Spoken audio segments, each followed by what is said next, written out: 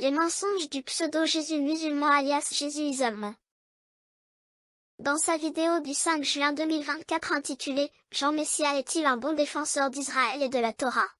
Messia, c'est pas toi qui essayais d'expliquer que les croisades étaient simplement de la légitime défense? Les croisades étaient une réaction justement aux pèlerins chrétiens qui étaient attaqués sur le chemin de Jérusalem. Et donc les rois de l'époque ont décidé de les protéger en les accompagnant en quelque sorte sur la route. D'accord, donc merci pour l'explication. Les croisades, c'était juste des accompagnateurs. C'était aussi et surtout des guerres défensives pour libérer les terres saintes envahies par les musulmans.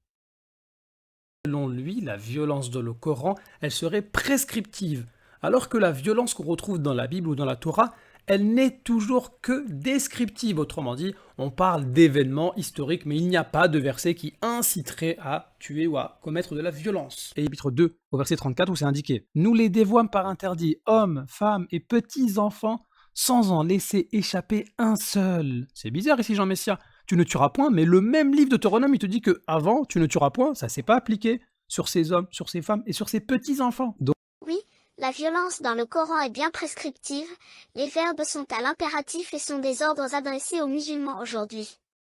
4.34 Frapper les femmes, 24.2 Les fornicateurs, fouettez-les, 9.29 Combattez ceux qui ne croient ni à Allah ni au jour dernier, 5.38 Le voleur et la voleuse, à tous de couper la main, etc.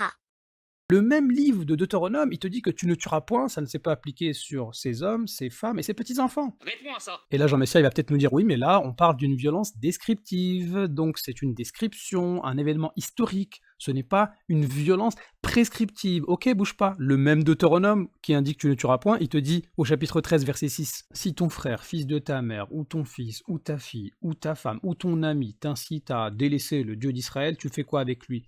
Tu nous parles tout le temps de contexte, mais là il n'y en a plus. Dans Deutéronome, c'est Moïse qui s'adresse à son peuple. Il n'y a aucune prescription pour les Juifs d'aujourd'hui, ça raconte une histoire qui n'existe plus.